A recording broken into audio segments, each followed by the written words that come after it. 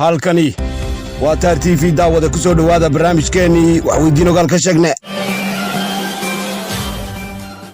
waa warkeennii labaad ee wararka iyaguna laga helayo dhanka Itoobiya ayaa sheegaya in fallaagada Oromada ee magacooda la yidhi Oola ay isu la geliyeen 300 oo madax madow kuwaas oo taxdhiga reeraha xabuushada ama Amaarada oo mar dambe jirtay Abyssinia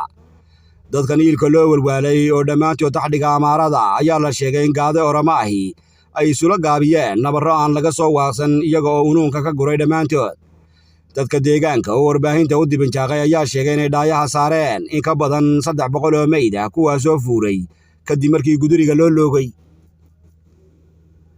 dowladda Itoobiya ayaa sheegtay in qotida Oromadu ay tan geysteen isla markaana ay si dhukusaada ku soo galeen deegaamada xabashida dhinaca kale qotida oo iyaduna toodhootay ayaa waxba kama jiraan warkaasi ku sheegtay iyaga oo ku garramay inuu Abiy Ahmed laayay dadkan loo joogay gowracooda iyo gamaadooda qobtolka Itoobiya oo kolkii horeba la darxumaysna lana tiicayay colaado cawo noolba taagan ayaa hadda u muuqda mid qoobka la galay dirir sokeeye oo laga yaabo inay isu rogto mid dalka ah oo dhammi oodibata xigta birta ku boobto wiilka Oromka ee dalkaas burka u tuura ayaa marar badan ku dooday inuu Itoobiya ka dhigi doono kob nabada oo ka caagan xurgufaha balse waxaa muuqata inuu xaajadaba uga sii daray wararkaanu helayno ayaa bitinaya in Amaaradu ay la labayso duulaan dabre celina oo ay ku argoosanayso iyadoo u toogahaysa inay ka soo adeegato duulka godobta ka haya ee qotida lama hayo ilaa hadda cid kala baajisa ama ku kala hagooganaysa reerahan birta isu tumanaya hase yeeshee waxaa la sheegay in tani ay barbila u tahay colaad sakeeya oo ka dilaacda gudaha dalka Itoobiya iyaguna daawada wararka naga soo gaaraya dalka Hindiya ayaa sheegaya in garaac jirdil iyo waliba gowrac ama gaboodfal soohdinta ka baxsan lagula kacay dad muslimiin ah oo ku jeebeysan shookiyada ama jeelasha dalka Hindiya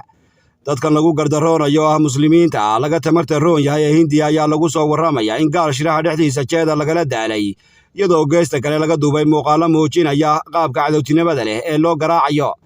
qaar ka mid ah muuqaalada aan dhaayaha la saari karin ee dadkaas laga soo duubay ayaa lagu arkayay baraha bulshada iyaga oo indhaha laga xidhay isla markaana loo ulaynayo sidii dibi beer lagu qodayo dadkan dhankada loo nacay ayaa ahaa duul ka gilgishay gardarrada iyo maagga uu maalin noolba xisbiga hinduuska kula kaco nebigii udgoona naxariis iyo nabadgelyo korkiisa ha ahaatee New Delhi ayaa hadda isu beddeshay jeel dhalada ka furan oo lagu badiyo muslimiinta dalkaas oo aan ahayn duul dhowaan soo galay dalka balse ab iyo awow ka soo gaadh qaar halkaasi ku soo dhaqnaa reer galbeedka inta badan shubah ee sheega inay u jirdameeraan aadanaha ayaan ilaa hadda ka hadlin falalka gurcan ee lagu hayo muslimiinta ku uuman Hindiya weli halkaad nagala socotaan waa taar TV xogaha iyaguna ka imanaya dhanka Maraykanka ayaa sheegaya in 8 qof ilka la leekaysiiyey kadib markii uu rasaas u nacay barbaar daba jaaryo la lansanayay dadkana laystay oo ahaa mahayamoog aan burkaba bahal ka filan ayaa lagu soo warramaya inay iska mushaaxayeen faras magaalaha New York ninkan dadka mirtira ayaa la sheegay inuu dhanka maanka ahaa oo u bukay waxaana lagu soo warramaya in isaga isla boqocadii la dhigay oo lagu toogtay waxaalaha ayaa intaa ku sii daraya in 6 qof oo 2 dumari ku jiraan loola cararay meelaha la isku dhayo kadib markii dhaawac halis ka soo gaaray rasaastii uu baydariga laayaanka ay sida kaska ugu hurgufay dalka Maraykanka ayaa ah kan koowaad ee ay dadkiisu hubaysan yihiin taasoo keentay in dharaar walba ay majaa ka dhacaan dilal aan ilaa hadda la garanay waxa keena duqalafaha gudahooda ahayna Biden ayaa ciyoon ku goodiyay inuu dib u eegi doono xeerka dadka reer Maraykan u fasaxay inay baaruud iyo waliba rasaas guryahooda ku dhigtaan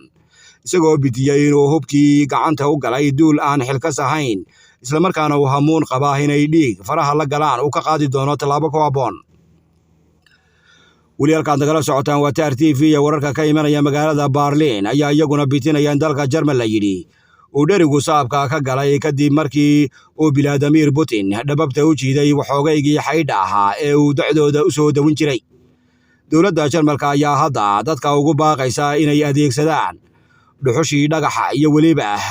dhirtii waayo la adeegsan jiray maadaama oo aan lahaynin fidhiqo gaas oo faynuuska lagu ilaysto wararka ayaa bitinaya in dib loo kicin doono birqalax lagu moofayn jiray dhuxusha isla markaana wixii hadda ka dambeeya dalkaasi isugu bixi doono duul xaabada shita oo dan uga hariyay gaas iyo wixii ura tan ayaa timi markii ay mar kaliya go'een dhuumihii gaasta soo waldaamin jiray ee sida hangaraaraca u soo taxnaa tan iyo ciidan taytay gaar ahaan inta ka dhexle Moscow iyo Berlin guud ahaan carreedag ayaa laga soo dareemayaa shidaal yaraan uu aabe u noqday gulufka ka durfaan dhabaya Ukraine kaasoo guud ahaanba qalin daaray wax kasta oo isdaba yaalay. dalalka ugu daran ee dherug saabka kaga dhacay ayaa lagu sheegay inay ka mid yihiin duulka qaaradda guduudan ee Afrika oo dhowaan laga yaabayaba inay waayaan bilaala ay wax ku cadaystaan. wararka iyaguna nagaga soo deedamaya dhanka ceelka Nairobi ayaa bitinaya in fireeyaha loo dhigay duqii ka hormadooba baarlamaanka ceelka xamar ee aadan madoobe. ninkan ahaa xerowga iyo jabhadka soo xabadarita ayaa lagu soo warramayaa inay doogo iyo weliba dacaro ku kaceen isla markaana la dhigay cisbitaal ku yaala Nairobi. wararka ayaa sheegaya in odayga aanay arrintiisu sidaa u sii darnayn isla markaana hadda lagu qulaaminayo waxoogay dhirta la dhacarooriyaa xilli warar aan lahayn rusho iyo kasiino dhab ay tibaaxayaan in loo qooshay sun iyo waabay. waxaa hadda baarlamaanka Soomaaliya kusima ka sii aafada la yidhaahdo Sacdiye Siciid Samatar, taasoo sidoo kale guud ahaan la sheegay inay ugu sarrayso talada Soomaaliya, waana markii koowaad ee sooyaalka haweenay sii qabato wambarada Soomaaliya gubowdo dheer. weli halkaad nagala socotaan waa TAR TV daawadee duqii hore ee degmada Burco Maxamed Yuusuf Cabdiraxmaan Muraad oo isa soo taagay maanta meel bawda ayaa ku eedeeya xisbiyada mucaaradka ah inay wadaan majajal iyo weliba maalaakadeed. wuxuu sheegay in haddii ay doonayaan xisbiyadaas inay helaan doorasho ku qotonta 13 Noofembar in loo baahan yahay inay degdeg u meelmariyaan xubnaha ka socda guddiga doorashooyinka qaranka. waxa looga baahan yahay buu yidhi Muraad inay fududeeyaan sidii guddidu dhaqso uga howlgeli lahayd.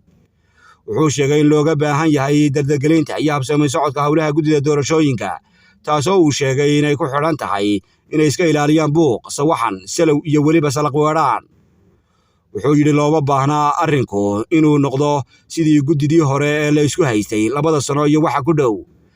intaa kadib wuxuu u gododegay xildhibaanada kaga jira beelaha baha xabuusheed baarlamaanka gowdiida. wuxuu ku titisiyey ama ku guubaabiyey ama uu ku canaantay in 20 xubnood ee beesha baha xabuusheed kaga jira baarlamaanka ay u midoobaan ansixinta xubin ka mid ah guddida doorashooyinka oo uu sheegay inay diidan yihiin xisbiyada mucaaradka ama ay ka laalaadaanba. xubintan oo magaceeda la yidhaahdo Muuse Maxamuud Xaaji oo ay u ololeynayaan xisbiyada mucaaradka ah sidii looga reebi lahaa guddida doorashooyinka qaranka, taasoo ay u sameeyeen ama ay ku toosiyeen inuu xilka hayay maalmihii ugu dambeeyey xafiiska baadhista tayada qaranka ee luuqadda qalaadna loo yaqaano quality control. wuxuu ku booriyey 20 xubnood inay ugu midoobaan ansixinta xubinta si aan waxba ku xidhnayn. wuxuu sheegay in xildhibaanada kalena ay u soo xidxidaan ama u soo muqeeyaan. wuxuu sheegay duq hore Muraad in 20 xubnood ee isaga ku matala golaha wakiilada ee laga soo doortay gobolada Sanaag, Sool, Togdheer, Saaxil iyo degmada Dacarta uu xil ka saaran yahay inaan lagala dhex bixin ama aan lagu buquujin dhexdooda inanka yar. kalamuu hadhine wuxuu sheegay Maxamed Muraad in siyaasadda maanta dalka taala ay tahay tolaayey, ka kacay, aabbahay goblanyey iyo reer hebeley. ugu dambeyntii daawade wasiirka warfaafinta Somaliland iyo weliba wacyigelinta afhayeenka xukuumadda madaxweyne Biixi Salmaan Yuusuf Cali Koore oo safar shaqo ugu hangagaaray gobolada Sool iyo Xaysimo ayaa hadal uu ka jeediyey magaalada Tukaraq. waxa uu ku wargeliyey ciidamada qaranka Somaliland ee fadhigoodu yahay aagagaasi inay indhaha ku hayaan ama ay la socdaan shirqoollada ay Puntland u maleegayso dadka reer guuraaga ah ee ku sugan deegaamada Boocame, Buuro Wadal iyo weliba Garaclagudhel. waxa uu sheegay inay ku soo ururiyeen aagga magaalada Boocame, gaar ahaana meesha la yidhaahdo Galileb, ciidan isugu jira ciidan beeleedyo iyo weliba ciidamada Puntland. wuxuu sheegay inay Puntland doonayso dadyo walaala ah oo dhowaan halkaasi diriir ku dhex martay meesha la yidhaahdo Saaxmaygaag iyo aagaheeda inay qolana garabka saaraan qolada kalena ay weeraraan. wuxuu sheegay in hore in haddii nabad loo deyn waayo arrintaana faraha lagala bixi waayo aanay Somaliland gacmaha laaban doonin isla markaana ay u gurman doonaan haddii la soo weeraro dadkooda iyo dhulkooda. wuxuu sheegay wasiirka hore inay hubaan inay halkaa ku sugan yihiin ciidan ka tirsan dowladda Puntland oo xataa aan ognahay buu yidhi saraakiisha hogaaminaysa oo xataa aanu magacaabi karno saraakiishaas iyo magacyadooda. wuxuu ku baaqay inay nabaddu labada dhinac wadan u tahay lagana maarmi karin. dhinaca kale jawaab rogaal celis ah oo ay bixiyeen odayaal ka soo jeeda beesha Majeerteen ayaa sheegay in beesha ugaasyo aanay fulin heshiiskii dhowaan laga soo saaray arrintaasi, waxaanay sheegeen in ciddii Cali Koore ay cidi si xugan ay naga qabato. waxay sheegeen in dagaalku markii hore taagnaa 2 jilib oo ahaa jilib ka mid ah ugaasyo iyo weliba Bahadubays, laakiin waxaanu horeba u ogeyn buu yidhi inaanay dagaalka u kala hadhin ama ay ku wada jireen beesha Maxamuud Garaad, iminkana ay ku soo biireenba beesha Maxamed Garaad ee Bahrarsame. ugu dambeyntii waxay sheegeen odayaashaasi ku hadlaya afka beelaha Majeerteen inaanay doonayn nabadda uu dhulbahanta diiday, arrintuna waxay tegi doontaa buu yidhi dhulbahanta iyo Majeerteen iyagoo aan iska fogeyn ama aan meesha ka saarin ciidamo Puntland ee goobta kula sugan yihiin oo ay garab siinayaan inta warranay waxaanu ku dana moogin wax weydiin ogaal ka sheegnay waa maxamed aadan tirtan iyo kulanti dambe nabadgelyo iyo nooli kulante ka farxi ehelkaaga asxaabtaada iyo qaraabadaada oo la soo deg abka dahabshiil si aad si fudud lacag ugu dirto marka aad la soo degto applicationka dahabshiil ee aad lacag ka dirayso isticmaal koodka khidmad la'aanta ee Tree Free oo ku sahlaya in 3 jeer ugu horreeya ee aad lacag dirayso aan wax khidmad ah laga qaadin dahabshiil hawl fudaydiyahaaga maaliyadeed